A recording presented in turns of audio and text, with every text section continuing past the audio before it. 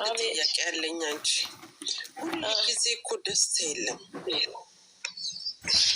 በህይወት አንቺ ስትኖሪ ሁሌ ተደስተሽ ኖርሻል? ፍቅር ማዛን ብታያት ማለት ነው። ማዛን ብታያት ሱፍ አስቀምጣ ቀለበት አድርጋ ባዶዋን ግጥ ያለ ሞሽኩኝ።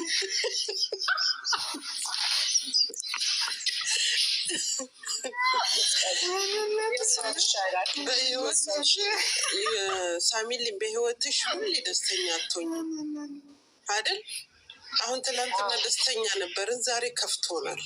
ጨፍሩ ለምን አለ እሴ ለምን ጨፍሩ አለ።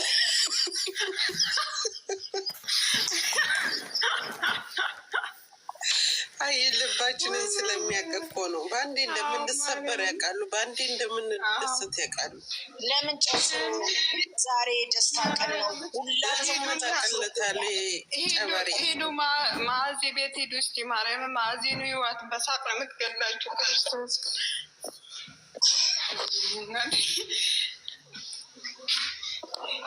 ፍቅርዬ ነው ጌቢ ነው እናት እንዴት ዋላል? አንደን እግዚአብሔር ይመስገን። ሳሚልኝ በማርያም ምንም አይሰማሽ። እነሱ መቼም አይጣሉ አይለያዩ። ሳሚልኝ ምንም ጭንቅላትሽን አታሳምም። የሱፍ ማስታወቂያ ሊሰሩ ነው። አድቨርታይዝመንት እየሰራ ነው። የሱፍ አድቨርታይዝመንት እየሰራ ነው።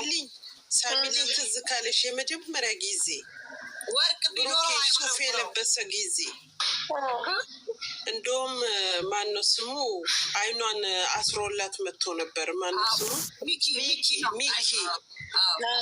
ልክ እንደዚህ ነው። አልፈልግም ብላ ሄደችው። ሰ ቀለበቱን ሰጥተው ነው ሄደችው።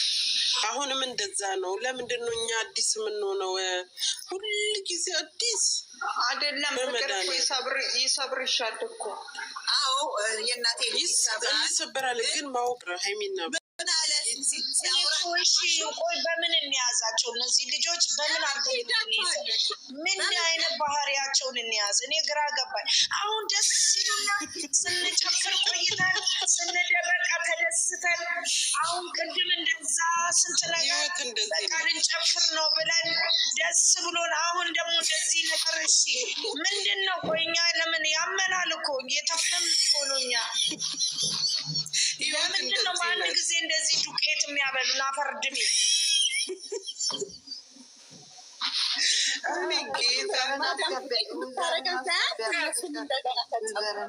ፍቅር ማለት ነው እንትና ቤት ሀቢባ ቤት ነው ፍቅር የልደት ሀቢባ ቤት ነው ግትር ማረግሽ።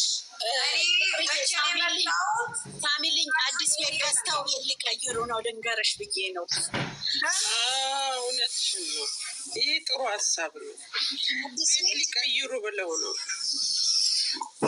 አሁን ሀቢባ ቤት ተከሰሻል ፍቅር ይልሽ እሷ አልሄድም ስንቴ ሄዳኩልሽ። ይቅርታ እኔ እኮ በጣም ነው የምወድሽ የእኔ እናት ጌታ።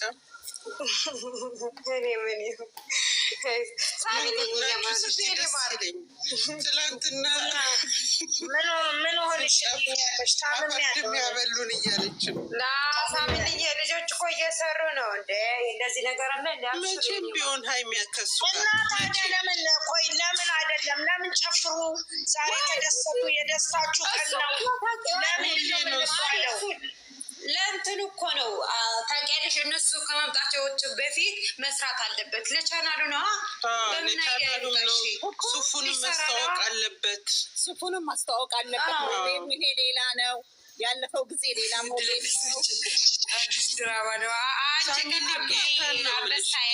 እነሱ አልተጣሉ። ትንሽ እንትን ያምጪ የኔ ናቸው። አሁን እናንተ አሁን በምንድን ነው የምታምኑ? እነዚህ ልጆች በምንድን ነው የምናምነው? እኔ ግራ እየገባኝ ነው። ወደኋላ ሄደሽ ቪዲዮቸውን ብሩኬ ዲኮር ሰርቶ ምን ብሎ ሚኪ አይኗን ይዟት መጥቶ አልቀበልም ብላ ሄደ። ያ ሁሉ አልፎ ወርቁን እኮ ወርውሮታል። ያነሷላ ቪዲዮ ተዘጋኩ። ወርቃ አይደለ ቀይ ነገር ውስጥ ቀይ ነገር ይዘለ ስሚ ሀይሚማ ወርቅ አትፈልግም። ዳይመንድ ነው ላዚም ዳይመንድ የምትፈልገው ሳሚሌ ወርቂ አልነበረው ባዶ ነበረ። ካላስጣሉ ወርቂ ካነበረው ይጠፋላ። ለምን አላሳየንም? ይጠፋላ። ለምን አላሳየንም? እስኪ እንደዚህ አድርጎ ይሄንና አላስረላሰሚያሳሹን ትላንትና ለንቦጩን ዘርግቶ አኩርፎ ዛሬ ቀለበት ሲያደርግ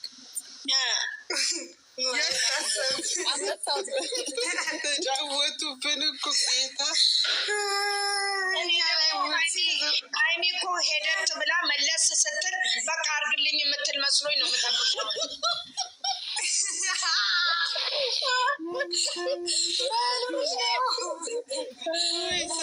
የኔ የዋ የኔ ምስኪን የኔ እናት እነሱ መቼም አይለያዩ መቼ ያለሽ እኛ እዚህ ቁጭ እነሱ ልጅ ይወልዳሉ። ጌታን ታያለሽ መቼም አይለያዩ መቼ ተያይዞ ለመሄድ እኮ ነው። እግዚአብሔርን ከዘነ አሁን ደግሞ ሊሯሯጡ ልታታል።